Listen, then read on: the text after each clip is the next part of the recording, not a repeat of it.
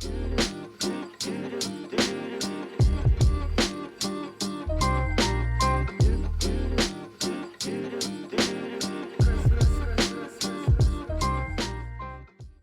I want to switch gears and consider this question of who owns agentic marketing. Oh, I was on yeah. the phone on Friday with the chief AI officer of a very large telecom company. And let's have a moment of silence and appreciation and maybe sympathy for chief AI officers, because you're just this catch-all, right? Yeah. AI officer, have that guy go handle it. Well, that's just ill-posed and obviously not scalable, right? If AI is to transform everything, you can't have a single person at a company whose remit is to do the whole thing.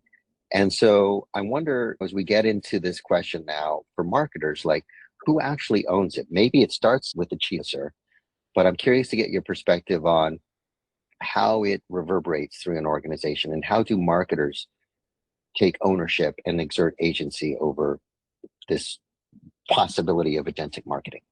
Yeah, I think, look, first, I agree with you. I was going to ask you, what did the person say their remit was? Because it's, especially the larger you get as a company, you have a chief AI officer, their remit starts with making every employee in the company AI literate, which means teaching them how to use Claude.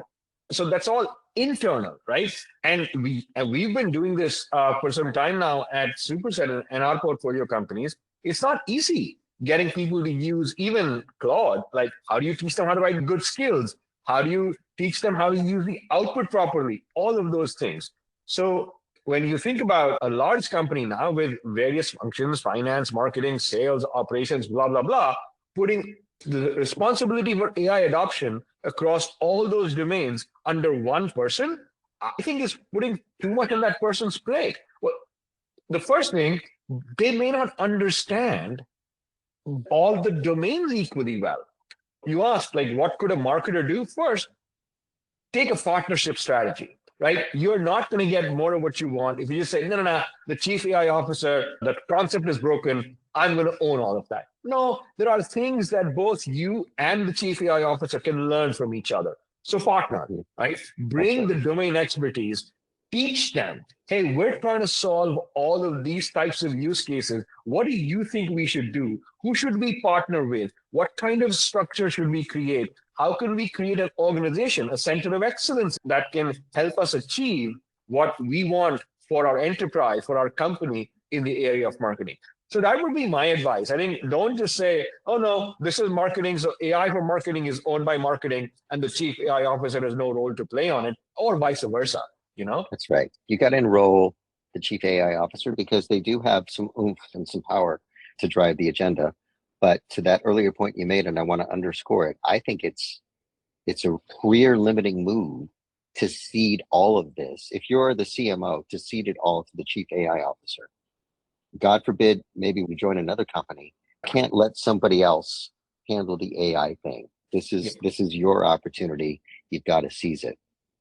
When I talk to that chief AI officer and others that I compare notes with here and there, I'm always quick to tell them, look, if you're trying to find a place to plug in and achieve traction through AI, let's look at marketing for a second.